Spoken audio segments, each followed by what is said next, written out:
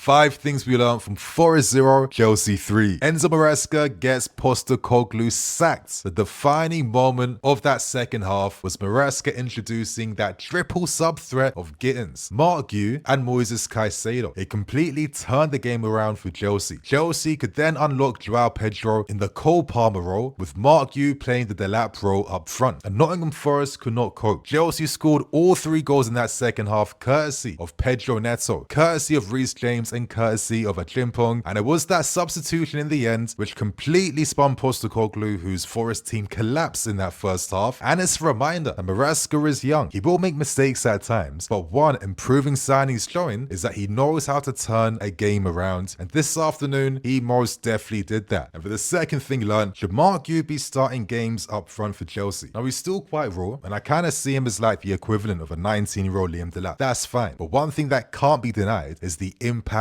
off the ball. Today, he was pinning back and harassing Nottingham Forest defenders. He was occupying the defense, which allowed our wingers and Joao Pedro to cause mayhem between the lines. And ultimately, if one player can make the rest of his teammates better, should he not be starting games for the foreseeable future? The third thing we learned, Pedro Neto wins the game for Chelsea. His incredible start to this second half was what did it. The opening goal. Excellent, classic wing play. Pedro Neto is one of the best wingers in this country at crossing on the run. Incredible cross to find Acheampong on the far side, and moments later, he steps up from a set piece, scoring when Reece James let off from that free kick, and he puts Chelsea 2-0 up. For the fourth thing, Acheampong scores his first Chelsea career goal. Now, Acheampong did not have things easy in this game, and that's okay to discuss because he's still young and he's grown, and every time he plays for us, this is a learning curve and an education. At times, he struggled to play out from the back. At times, he was a bit flat-footed with his switch balls, but he did show promise with his defensive IQ, making some good blocks and also using great recovery pace to help us in scary situations. In the second half, he improved a lot, and he scores his first goal for Chelsea with an excellent header, and this is the type of goal that I hope he can score a lot more of as he grows and as he develops. And for the final thing learned, inexperience actually kind of cost Chelsea in that first half. And I mentioned that point because you saw Lavia and Santos struggling a little bit. You saw all the left wingers having no effect down that side,